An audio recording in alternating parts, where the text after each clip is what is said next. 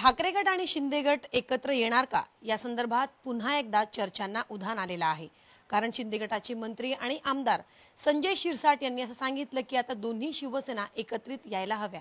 त्यानंतर वेगवेगळे दावे प्रतिदावे सुद्धा आता केले जात आहे।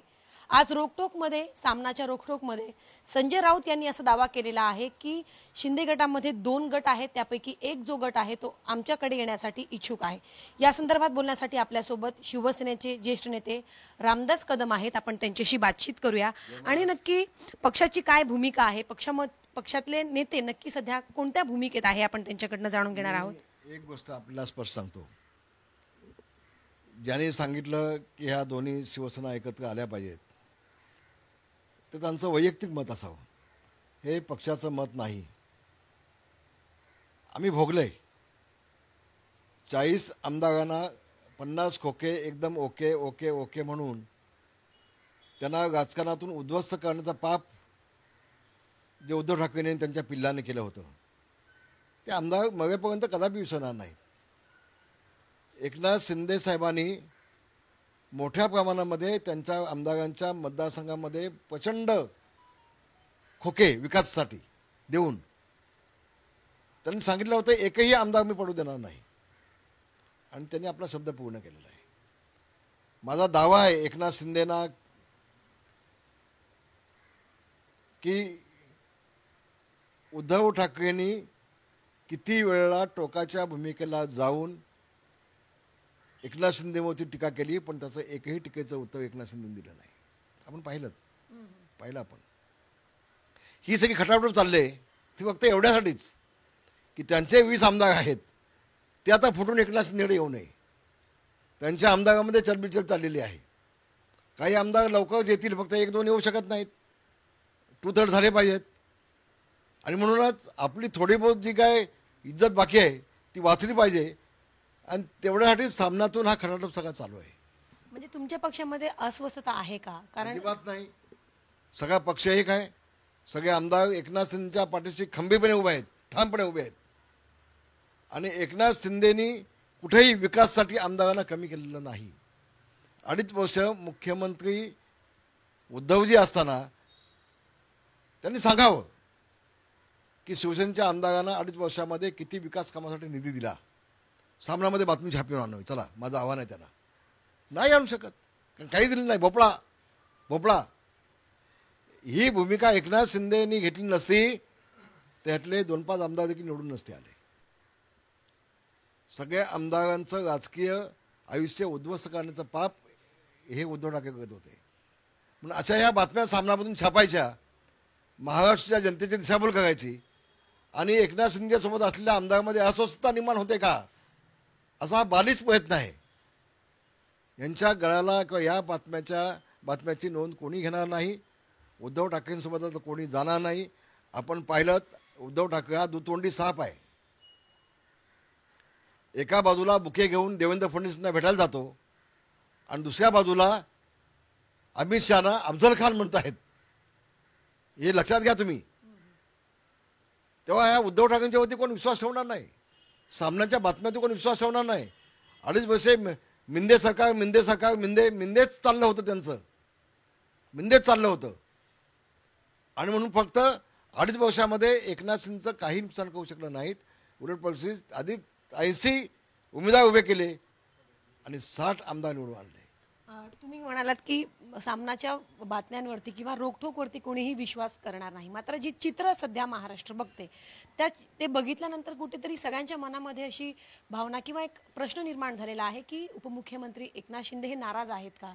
मुख्यमंत्री आणि त्यांच्यामध्ये जो विसंवाद दिसून येतोय, कॅबिनेटमध्ये ते दिसून येत नाही, कोणत्याही कार्यक्रमात ते दिसून येत नाही, तर त्यामुळे मुख्यमंत्री महाराष्ट्राच्या बातम्या ह्या तुमच्या सगळ्या बातम्या ह्या दिशाभूल करणार आहेत असं मी म्हणेन। अहो मला सांगा, 120 आमदार भाजपचे असताना, आमचे 40 आमदार असताना मुख्यमंत्री 2.5 वर्षपद दिलं की एकनाथ शिंदेना, असं काय करता तुम्ही? आणि आज भाजपचे 120 आमदार आल्यानंतर तेव्हा पण आम्हीच अपेक्षा करायची की आम्हाला मुख्यमंत्रीपद द्या म्हणून, कोणी करणार नाही ना। एकनाथ शिंदे काय कुठलाही अनपढ माणूस करणार नाही आहे। आणि म्हणून या सगळ्या ज्या बातम्या आहेत त्या निकालाच खोट्या, चुकीच्या, दिशाभूल करणाऱ्या आणि एकनाथ शिंदेंच्या वरती अन्याय करणाऱ्या बातम्या आहेत असं मी म्हणेन. तुम्हाला असं वाटतं की कोणतरी परसेप्शन सेट करते? कारण मध्यंतरी चर्चा अशी होती की तुमचे 21 आमदार भाजपच्या संपर्कात आहेत, काही एक आमदार आमदार कुठे ठाकरे आमदार- गटाच्या. एक आमदार मग कुठे कोणी जाणार नाहीत. जाणून बुजून हे केलं जात आहे? अजिबात नाही. भाजप आणि आम्ही हे आम्ही भाऊ आहोत. आज नाही, शिवसेना प्रमुखांनी केलेली युती आहे. अगदी अडवाणी साहेबांच्या वेळेला, वाजपेयी साहेबांच्या वेळेपासूनची ही युती आहे. आमची युती आजची नाही आहे. तर आम्ही हक्कानं देवेंद्र फडणवीस साहेबांकडे जातो, हक्कानं जातो ना आम्ही आज देखील.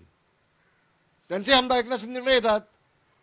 मग एखादे आमदार एकनाथ शिंदे आले की भाजपचे आमदार फुटत आहेत, किंवा शिवसेनेचे आमदार जेव्हा देवेंद्र फडणवीसकडे जातात तेव्हा शिवसेनेचे आमदार फुटत आहेत. हेच सामनाचं काम आहे. सामनाच्या माध्यमातून एकनाथ शिंदेना अस्थिर कसं करता येईल, एकनाथ शिंदेना राजकारणातून कसं संपवता येईल. गेल्या 2.5-3 वर्षापासून हाच कार्यक्रम चालू आहे. पण आता तो बालिश कार्यक्रम आहे. शेमडा मुलगा देखील अशा सामन्यांच्या बातम्यांच्या वरती विश्वास ठेवणार नाही. बाई, वेगळा प्रश्न. अजूनही मुख्यमंत्री हे वर्षा बंगल्यावरती गेले नाहीत. आज सकाळी संजय राऊत असं म्हणाले की अजूनही देवेंद्र फडणवीस वर्षावरती का गेले नाही? काळा जादू करणाऱ्या एखाद्या साधूला किंवा एखाद्या व्यक्तीला विचारा. मला वाटतं जिसको कमला होती आहे ना, उसको दुनिया पिली दिखते आहे. आता त्यांना ते दिसत असेल, त्यांचे स्वप्न काय पडत असेल त्यांना, आणि म्हणून त्यांनी तसं लिहिलं असावं. आता ते आपण देवेंद्रजींना विचारलं पाहिजे, बाबा आपण का जात नाही बंगल्यावरती, तर त्यांना पण विचारलं पाहिजे. पण हे आमच्या संजय गावताना का स्वप्न पडायला लागली का? म्हणून जिसको ज्याला काळी असते त्याला दुनियाच पिवळी दिसते ना, तर त्यांना ते तसं सगळं पिवळं दिसणार. त्यांना ते काळी जादूच्या माध्यमातून ज्यांचा खेळ रात्रंदिवस चालू असावा, उद्धव ठाकरेंचं तेच चालतं की. उद्धव ठाकरे कुठं जातात, कुठल्या साधूंकडे जातात, कोणाकोणाला भेटतात. एकनाथ शिंदे साहेबांनी सांगितलं होतं, जेवढा बक्षा बंगला सोडला तेव्हा एवढी लिंब मिळाली. काळी जादू ही कोणाकडे आहे, कोण करत आहे, चित्र स्पष्ट झालेलं आहे महाराष्ट्रामध्ये. बघा, आम्ही अनेक गोष्टीचे साक्षीदार आहोत, फक्त आज आम्हाला काय बोलायचं नाही. अनेक गोष्टीचे आम्ही देखील साक्षीदार आहोत, आम्हाला फक्त बोलायचं नाही. समझने वालों को संजय राऊत इशारा काफी होना चाहिए. संजय राऊत म्हणाले की मला बोलायला लावू नका याच विषयावर. लवकर बोला, सामनामध्ये बोलतायच ना आपण. याच्यापेक्षा कारण काय बोलणार, आणि जे काय बोलायचं काय शिल्लक ठेवून नाही 2.5 वर्षामध्ये. आपण सगळं बोललो आता आपण, आणि काय बोलायचं बोला ना. अशा बोलण्यामुळेच तुमच्यावरती कोण महाराष्ट्र विश्वास ठेवत नाही. तुम्हाला चॅनलला पाहिलात की लोक चॅनल बदलतात, याची माहिती घ्या आपण आधी. त्यामुळे आपल्या बोलण्यावरती कोण विश्वास ठेवत नाही. आता तुम्ही खूप जुने शिवसैनिक आहात, तुम्ही खूप उतार चढाव बघितलेले आहेत आतापर्यंत पक्षामध्ये. अनेक नेते तुमच्या समोरच बाळासाहेबांना सोडून गेले, अगदी मोठे मोठे बंड तुम्ही अनुभवलेले आहेत. आता एक बंड झाल्यानंतर म्हणजे एकनाथ शिंदे बाहेर पडल्यानंतर एक वेगळी शिवसेना, 2 गट निर्माण झाले. मध्यंतरी तुम्हाला माहिती असेल एक चर्चा रंगलेली होती उदय सामंत यांच्या संदर्भात. उदय सामंत म्हणजे उदय होणार, पक्षामध्ये उदय होणार, त्यांच्या संपर्कामध्ये त्यांनी एक स्वतःचं एक नेतृत्व पक्षामध्ये उभं केलेलं आहे किंवा तसे ते प्रयत्न करतायत, अशी एक चर्चा रंगलेली होती. या संदर्भात तुमची काय प्रतिक्रिया आहे? सांगू आपल्याला, उदय सामंत हे एकनाथ शिंदेचे अतिशय विश्वासू सहकारी आहेत. मी आपल्याला पुन्हा एकदा सांगतो. आणि एकनाथजींपासून त्यांना लांब कसं करता येईल, मतभेद दोघांमध्ये कसं निर्माण करता येतील, त्याचा खरा टोप आहे फक्त. आणि महाराष्ट्रामध्ये वेगळं चित्र कसं आपल्याला निर्माण करता येईल, त्याचा हा खरा टोप आहे. मातोश्रीवरून, मातोश्रीला आता भीती वाटायला लागली पुन्हा एकनाथ शिंदेची. त्याला वाटलं तर आम्ही संपून टाकू, झालं उलटच. 80 उमेदवार उभे केले, 60 निवडून आणले. यांनी 90 उभे केले, 20 आणले.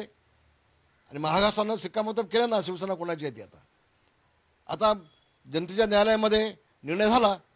आता अशा पद्धतीनं एकनाथ शिंदेचं कुठं खच्चीकरण करता येतं का, हा प्रयत्न बालिश चालू आहे. याच्यावरती कोणीही विश्वास ठेवणार नाही, मी आपल्याला दाव्यानं सांगेन. कारण की एकनाथ शिंदे नसले तर नेते हे उदय सामंत यांच्याकडे जातात कुठे, म्हणून आता मला आनंद आहे.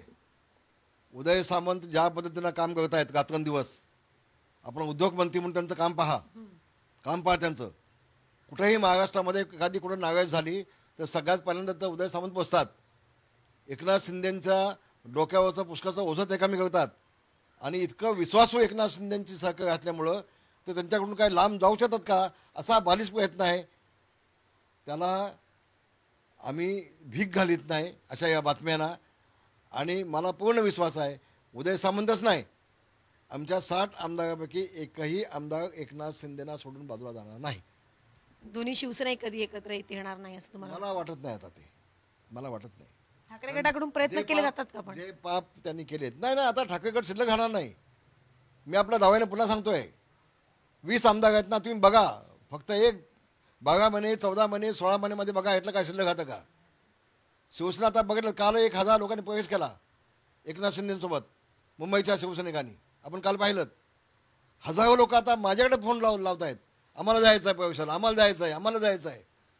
कोण शिल्लक राहणार नाही. हम दो हमारे तीन, एवढंच फक्त उद्धव ठाकरे शिल्लक राहणार आहे. यांच्याकडे कोणी शिल्लक राहणार नाही. नाही भाई, शेवटचा एक प्रश्न. तुम्ही कोकणातले आहात, कोकणासाठी तुमचं जीव नेहमीच तळमळतं. एखादा विषय आला की तुम्ही पत्रकार परिषदेमध्ये अगदी तुमची भूमिका मांडतात, रोखठोक भूमिका मांडतात. सध्या पालकमंत्री हा विषय खूप टोकावरती येऊन पोहोचलेला आहे. भरत गोगावले असतील किंवा मग शिवसैनिक असतील, मग तुमची काय भावना आहे? प्रत्येकाला वाटतं गोगावलेंची पण भूमिका चुकीची आहे असं मी म्हणणार नाही, आणि तटकरेंची भूमिका चुकीची आहे असं म्हणायला थोडीशी जागा शिल्लक आहे ना थोडीशी. कारण काय, सगळे आमदार बाकीचे शिवसेनेचे आहेत ना. तर तटकरे साहेबांनी मनाचा मोठेपणा दाखवला पाहिजे असं मला वाटतं. आणि तटकरे राज्याचे नेते आहेत, ते आमच्या अजितदादांचे उजवे हातच नाही, तर अख्खा पक्ष ते सांभाळत आहेत. म्हणून त्यांची मुलगी कुठेही पालकमंत्री म्हणून जाऊ शकते ना. पण ज्या जिल्ह्यामध्ये शिवसेनेचे 4-5 आमदार आहेत, तिथं शिवसेनेच्या आमदाराला संधी दिली असती तर तटकरे साहेबांची उंची आणखी वाढली असती. आणि आमच्या नजरेमध्ये देखील त्यांची उंची आणखी आता आहेच, तर कुठं दुमत नाही. पण याच्यामुळं कुठंही तटकरे साहेबांच्यामुळे आमच्यामध्ये कुठेही मतभेद असणार नाहीत, हे तुम्हाला मी दाव्यानं सांगेन. गोगावले म्हणाले की आम्हाला पाडण्याचा प्रयत्न केला, आमच्यावरती अन्याय झाला, त्यामुळे कुठेतरी आम्हालाच पालकमंत्री पद पाहिजे. तर कुठेतरी पाडण्याचा प्रयत्न झालेला का 2-3 आमदार? सांगतो तुम्हाला, गोगावले साहेबांसोबत तुम्हाला माहिती आहे ना, ते स्पष्ट बोलणारा माणूस आहे. म्हणजे पाडण्याचा प्रयत्न झाला. ओटात एक आणि पोटात एक मला माहीत नाही, ते त्यांची भूमिका आहे. आता मला सांगा, आमच्या मतदार दापोली मतदारसंघामध्ये देखील राष्ट्रवादीच्या लोकांनी काम केलं नाहीत आमचं, पण आम्ही कधी बोललो नाही आणि बोलला पण नाही. सुनील तटकरे साहेबांचे जे लोक होते राष्ट्रवादीचे कार्यकर्ते, त्यांनी कामं नाही केली. अपवाद सोडलं तर नाही कामं केली आमच्या मतदारसंघात देखील. पण आम्हाला ते बोलायचं नाही. पण तटकरे साहेबांचे ते आमचा संशय नाही, मुळीच नाही. त्यांनी सांगितलं म्हणून झालंय असं मी मुळीच म्हणणार नाही, बिलकुल म्हणणार नाही. जसं माझा स्वभाव आहे तसं तटकरेंचा देखील स्पष्ट बोलण्याचा स्वभाव आहे. त्यामुळे त्यांनी पाठीत खंजीर खुपसलं असं मला मुळीच म्हणायचं नाही. पण त्यांच्या लोकांनी हे शिवसेनेचं आमचं काम केलं नाही. 90% लोकांनी काम केलं नाही. मी नावानिशीच देखील सांगेन, तटकरे साहेबांना मी पत्र लिहिणार आहे आणि त्या पत्रामध्ये सगळ्यांची नावं देणार आहे की शक्य असेल तर यांच्यावरती काय ॲक्शन घेता आलं तर बघा. कधीपर्यंत हे करणार आहात? म्हणजे आतापर्यंत तुम्ही केलं नाही, म्हणजे संयम का पाळले? अडचण नाही त्याची. बघा, चांगले दिवस आहेत, चांगल्या मतांनी माझा मुलगा निवडून आलेला आहे. आता कुठेही मतभेद आपसामध्ये नको. निवडून आलं ना, आता मग आपसामध्ये मतभेद नको ना. आता विजय झालेला आहे, तर आता फक्त विकास डोळ्यासमोर ठेवू, कुठे मतभेद न ठेवता युतीमध्ये. ही भूमिका आपण सगळ्यांना ठेवली पाहिजे असं माझं मत आहे. नक्कीच. याला जोडून पालकमंत्री पद हे तुमच्याकडेच राहावं यासाठी मी पुन्हा एकदा सांगतो, मला वाटतं तटकरे साहेबांनी मनाचा मोठेपणा दाखवून, ह्याच्या आधी आमची आदिती माझ्या मुलीसारखी आहे, ती होती ना पालकमंत्री. मग एकदा आपल्या शिवसेनेला संधी दिली तर काय बिघडतंय? मनाचा मोठेपणा तटकरे साहेबांनी दाखवला पाहिजे असं माझं प्रामाणिक मत आहे. धन्यवाद भाई आमच्याशी बातचीत केल्याबद्दल. तर वेगवेगळ्या विषयावरती रामदास भाई कदम यांनी बातचीत केलेली आहे. खरं तर पालकमंत्री पदावरून सुनील तटकरे यांनी मोठं मन दाखवायला पाहिजे. याआधी सुद्धा रायगड या जिल्ह्याच्या पालकमंत्री अदिती तटकरे राहिलेले आहेत. त्यामुळे ज्या ठिकाणी शिवसेनेचे जास्त आमदार आहेत तिथे आम्हाला पालकमंत्रीपद दिलं पाहिजे अशी रामदास कदम यांनी मागणी केलेली आहे. हा तिढा अजूनही सुटलेला नाही. त्यामुळे मुख्यमंत्री देवेंद्र फडणवीस काय तोडगा काढणार हे पाहणं महत्त्वाचं असणार आहे. व्हिडिओ जर्नलिस्ट आसिफसह सीमा आढे, झी 24 तास, मुंबई.